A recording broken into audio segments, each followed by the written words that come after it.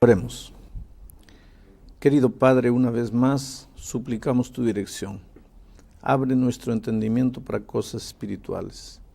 En el nombre de Jesús. Amén. Nuestro tema para hoy es el juicio. Nadie quiere hablar de juicio. Si el Evangelio fuese solamente perdón, gracia, amor, sería maravilloso. Pero el tema del juicio es tan bíblico como el tema de la gracia, como el tema del perdón, de la misericordia divina. Hay un juicio, y no es porque nosotros creemos, es porque la palabra de Dios lo dice así. Déjenme leer Eclesiastés capítulo 12, versículo 14, dice: porque Dios traerá toda obra a juicio, juntamente con toda cosa encubierta, sea buena o sea mala. Dios traerá toda obra a juicio, hasta las cosas encubiertas, sentimientos, pensamientos, todo será juzgado.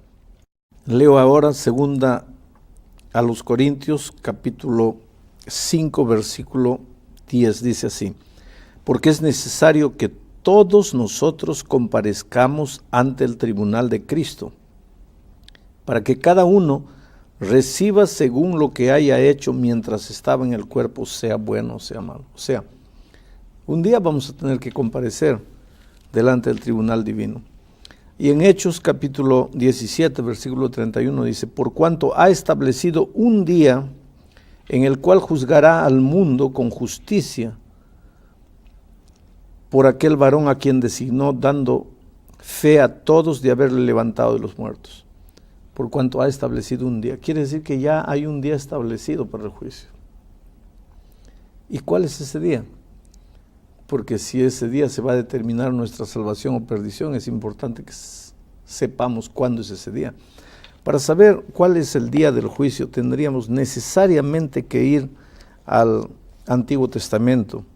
En el libro de Levíticos, ya dijimos cuando estudiamos el tema del santuario, que Dios dio el santuario a Israel, para que Israel pudiese entender el tema de la salvación. Y el juicio es parte del tema de la salvación. Porque ¿cómo sabremos quién se va a salvar, quién se va a perder si no hay un juicio? Entonces, para entender el juicio, el tema del juicio, tenemos que ir al santuario necesariamente, al pueblo de Israel. Y aquí en Levítico, versículos 29 y 30, dice así: y esto tendréis por estatuto perpetuo. En el mes séptimo, a los 10 días del mes, afligiréis vuestras almas, y ninguna obra haréis, ni el natural ni el extranjero que mora entre vosotros. Porque en este día se hará expiación por vosotros, y seréis limpios de todos vuestros pecados delante de Jehová. Quiere decir que para Israel había un día del juicio. Y ese día del juicio era en el séptimo mes, a los 10 días del mes. Era el día del Yom Kippur para Israel, el día de la purificación, el día del juicio. Todos los miembros del pueblo de Israel deberían hacer examen de conciencia y suplicar a Dios perdón por sus pecados, porque ese día para ellos estaba siendo el día del juicio. Ahora, hay una profecía muy interesante aquí en el libro de Daniel. Es una pena que poca gente conozca esta profecía. Es impresionante. Dice así, Daniel 8:14. Y él me dijo: hasta 2300 tardes y mañanas, luego el santuario será purificado. Si para Israel el día del juicio era el día de la purificación del santuario, quiere decir que para el mundo el día del juicio será el día de la purificación del santuario celestial. Por eso era necesario que estudiásemos el tema del santuario, que ya estudiamos. Hay un santuario en el cielo, y ese santuario también será purificado. Y el día de la purificación de ese santuario será el día en que empezará el juicio de la humanidad. Ahora, esta profecía de Daniel 8:14 dice: hasta 2300 tardes y mañanas, y entonces el santuario será purificado. Yo no voy a explicar la profecía, porque ese sería tema por lo menos para 2 periodos de 20 minutos. Pero quiero decirles una cosa, esa profecía, de acuerdo a los estudios del libro de Daniel, comienza el año 457 a.C., con el decreto de Artajerjes para reconstruir los muros de la ciudad. Ahora, si empezamos a contar del año 457 a.C., 1, 2, 3, 1000, 2300 años, vamos a ver que esa profecía termina el 22 de octubre del año 1844, hace poco tiempo atrás relativamente. 22 de octubre de 1844. Ese día, 22 de octubre de 1844, sucedieron 2 cosas. Una cosa sucedió aquí en la tierra y otra cosa sucedió allá en el cielo. En el cielo empezó la obra del juicio. Así como el sacerdote en Israel, una vez por año, entraba al lugar santísimo para purificar el santuario y era el día del juicio, el 22 de octubre del año 1844, allá en el cielo, el sumo sacerdote, que está descrito en Hebreos, entró al lugar santísimo para empezar la obra del juicio. Y esa obra de juicio está muy claramente relatada aquí en el capítulo 7 del libro de Daniel. En el versículo 9 dice: estuve mirando hasta que fueron puestos tronos, y se sentó un anciano de días, cuyo vestido era blanco como la nieve, y el pelo de su cabeza como lana limpia. Su trono llama de fuego, y las ruedas del mismo fuego ardiente. Un río de fuego procedía y salía de delante de él. Millares de millares le servían y millones de millones asistían delante de él. El juez se sentó y los libros fueron abiertos. Empezó el juicio. 22 de octubre de 1844. Eso sucedió en el cielo. Y en la tierra sucedió algo extraordinario que poca gente sabe, que está descrito aquí en Apocalipsis 14, versículo 6. Dice así: vi volar por en medio del cielo a otro ángel que tenía el evangelio eterno para predicarlo a los moradores de la tierra, a toda nación, tribu, lengua y pueblo, diciendo a grande voz: temed a Dios y dadle gloria, porque la hora de su juicio ha llegado. Quiere decir, el 22 de octubre de 1844, en el cielo empezó el juicio, y en la tierra Dios levantó un pueblo, simbolizado por este tercer ángel, un grupo de mensajeros, para decirle al mundo: la hora del juicio ha llegado. Y esta iglesia es la iglesia que proclama a voz en cuello que en 1844 la hora del juicio llegó. A ver, pastor, déjeme ver si entendí. Vamos un poquito para atrás. Cuando estudiamos el tema del santuario, vimos cómo Dios aquí en la tierra dio todo el esquema y el ejemplo de ese santuario en la tierra, de lo que sería en el cielo. Ahora, en este tema del juicio, el ejemplo también alcanzaba esto del juicio. O sea, sí, acaba usted de hablar de todo el esquema, del lugar santísimo, los pecados eran... Entonces, Dios... yo más o menos lo tomo así, dejó también ese ejemplo de lo que sucedería en el tema del juicio, exactamente como pasaba en la tierra. Él mostró el ejemplo de lo que sería ahora, en estos días. Exacto, para que el ser humano entendiese el tema del juicio en el cielo, Dios le dio el santuario en la tierra, para que a través del ceremonial del santuario en la tierra, el pueblo entendiese que habría un juicio. ¿Qué pasaba en la tierra? Todos los días el israelita pecador iba, colocaba su mano en el cordero, transfería simbólicamente sus pecados para el cordero. Ese cordero era símbolo de Jesús, el cordero de Dios. El sacerdote sacrificaba el cordero, la sangre mojaba el suelo, así como la sangre de Cristo un día mojaría la cruz del Calvario. Muy bien, ahora el sacerdote transfería esos pecados al lugar santísimo del santuario de esta tierra. Y una vez por año, el sacerdote entraba al lugar santísimo para purificar el santuario. Ese era el día del juicio. Ese día todo el pueblo estaba en contrición, clamando a Dios por su misericordia, porque era para ellos el día del juicio. Así también, cuando nosotros confesamos nuestros pecados, somos perdonados, librados de nuestros pecados, pero nuestros pecados simbólicamente son transferidos al lugar santísimo del santuario celestial. Ahora, en estos días está sucediendo eso en el cielo. Bueno, antes de hablar de ahora, vamos a hablar lo que pasó hasta 1844. En 1844 el Señor Jesucristo, el sumo sacerdote, entró.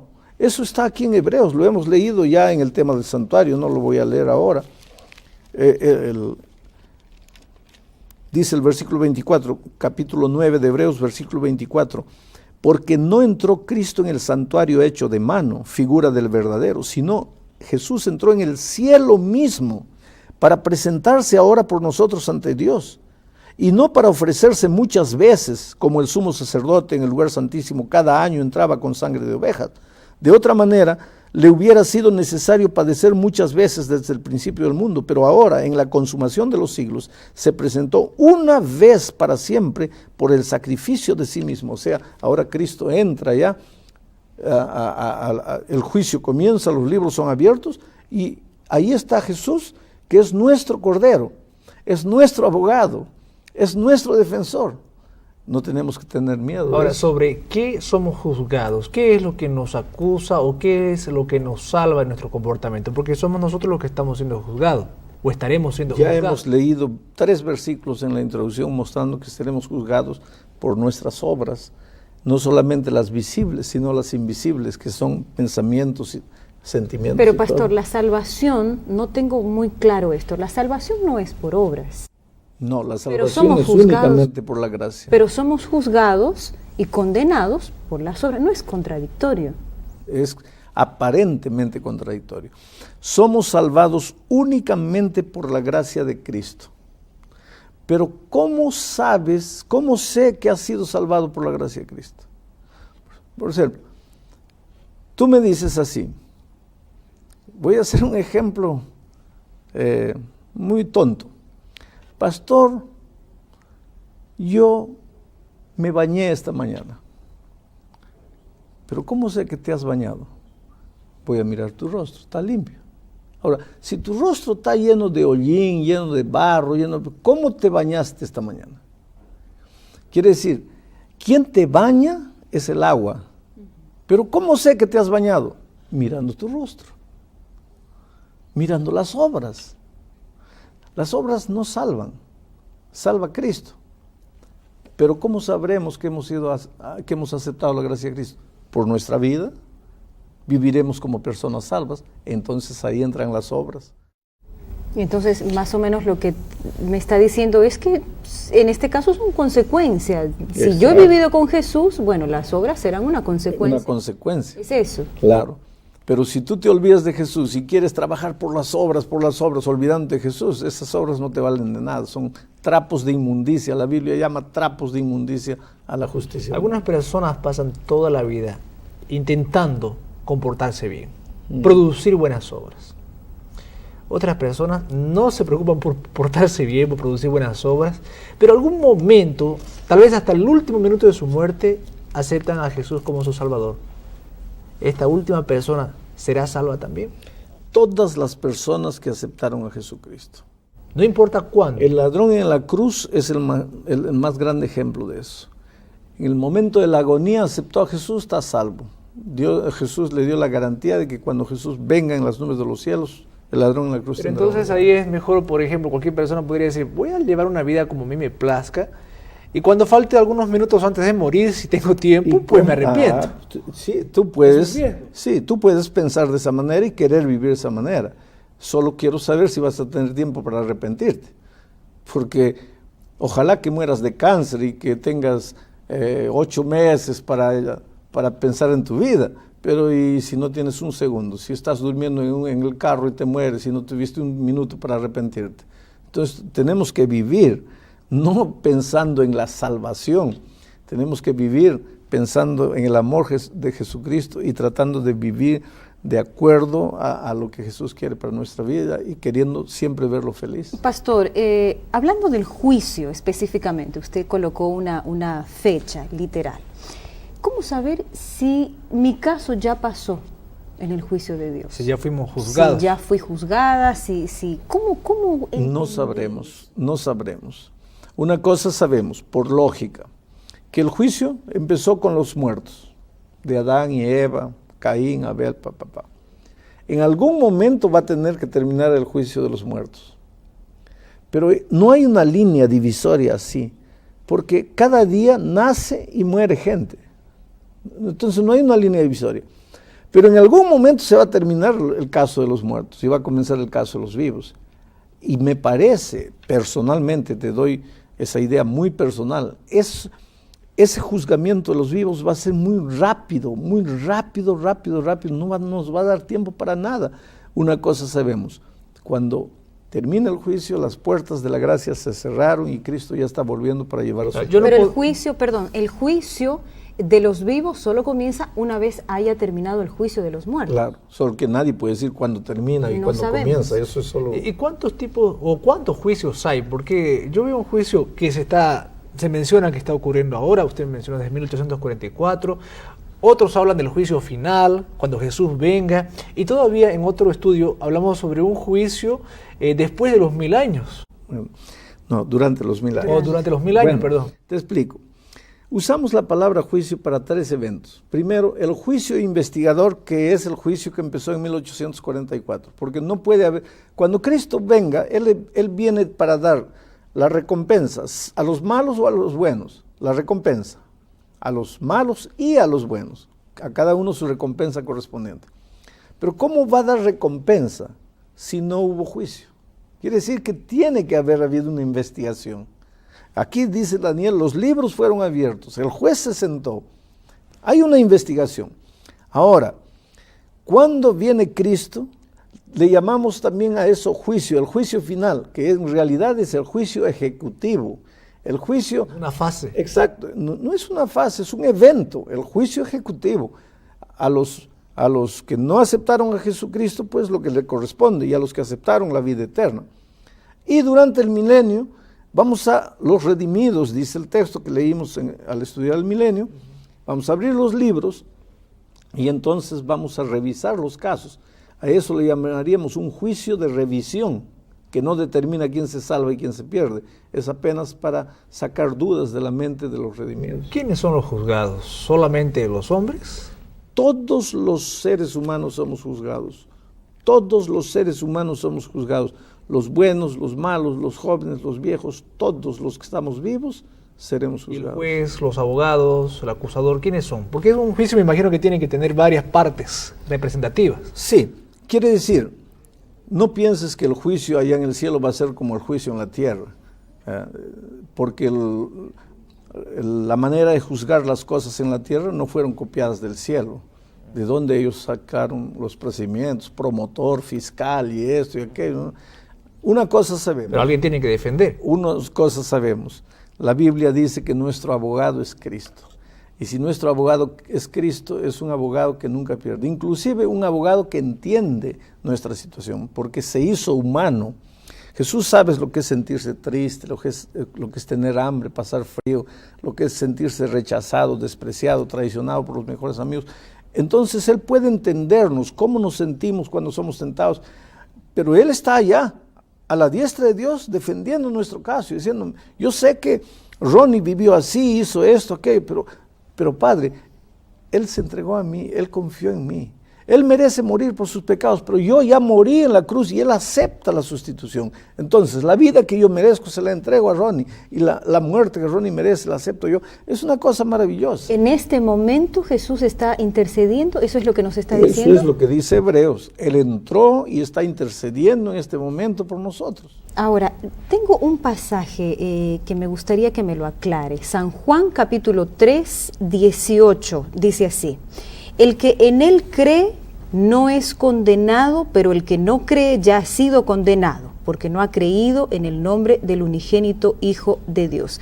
O sea, si yo creo, no necesito ser condenada, pero todo juicio tiene una condena. No, ¿Cómo entender lo que está esto? queriendo decir ahí, y está claro, es que si tú crees, ¿cuál es el problema de la condenación? No tengo que tener miedo entonces, porque ya estás ni del en Cristo, juicio. ya de nada, estás en Cristo. El juicio para ti es una recompensa linda, es ahí que te vas a librar de todos los conflictos. Infelizmente terminamos el tiempo. Oh querido, no tengas miedo al juicio. ¿Quién tiene que tener miedo al juicio? Aquel que no quiere saber nada con Jesús, pero tú sí.